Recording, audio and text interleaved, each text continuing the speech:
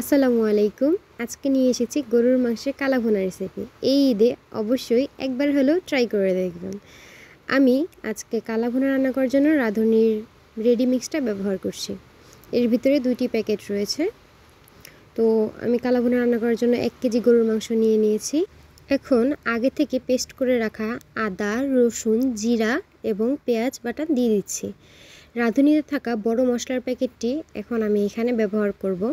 আমি অর্ধেকটা ব্যবহার করব, কেননা এটা 2 কেজি গরুর মাংসের। আমি যেহেতু 1 কেজি নিয়েছি তাই অর্ধেকটা। এবার দিচ্ছি হাফ চামচ হলুদ গুঁড়া, হাফ চামচ মরিচের গুঁড়া এবং স্বাদ অনুযায়ী লবণ।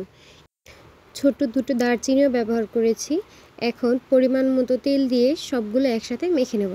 আমি এখানে খুব সামান্য পরিমাণে হলুদ এবং মরিচের গুঁড়া ব্যবহার করেছি, কেননা রাঁধুনি রেডি মিক্সে হলুদের গুঁড়া, মরিচের গুঁড়া, তেজপাতা, দারচিনি, রাঁধুনি মশলা এই সব কিছু উপকরণ দেওয়া আছে। মাংসটা তাড়াতাড়ি সিদ্ধ হওয়ার জন্য আমি প্রেসার কুকার ব্যবহার করেছি। মাংসটা দেওয়ার পর যে পাত্রে মাংসটা মাখিয়েছিলাম সেটা ধুয়ে সামান্য একটু পানি ব্যবহার করব। এরপর কিউব করে রাখা কিছু পেঁয়াজ উপর থেকে দিয়ে দেব। এখন ঢাকনা দিয়ে হাই হিটে 7 থেকে 8টা সিটি দিয়ে নেব, যাতে মাংসটা 70% পর্যন্ত সিদ্ধ হয়।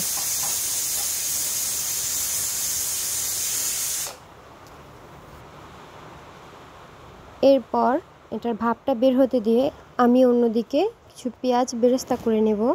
এটা আমি রান্না শেষে ডেকোরেশনের ক্ষেত্রে ব্যবহার করব।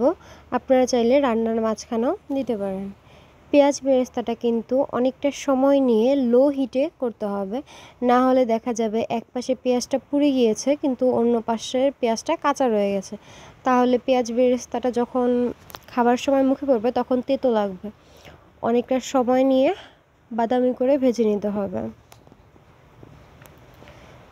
ভাজা শেষে তুলে নেব। অন্যদিকে আমার প্রেসার কুকারের ভাপ বের হওয়া শেষ হয়ে গিয়েছে। এখন এটা খুলে দেখব মাংসটা ঠিক কতটুকু সিদ্ধ হয়েছে।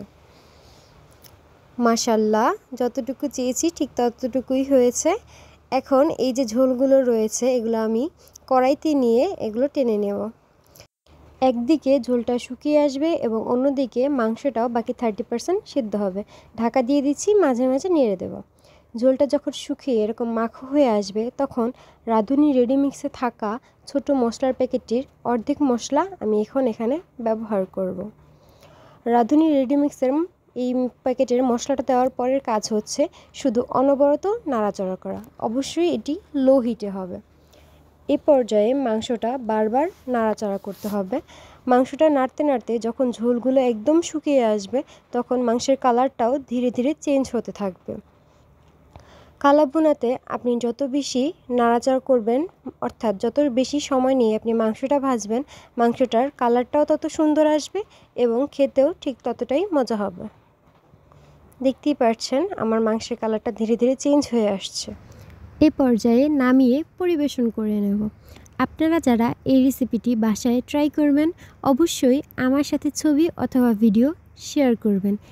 এরকম মজাদার আরও খাবারের রেসিপি পেতে আমার ফেসবুক পেজটা ফলো করে দিবেন এবং ইউটিউব চ্যানেলটা অবশ্যই সাবস্ক্রাইব করে রাখুন। ধন্যবাদ সবাইকে। আল্লাহ হাফিজ।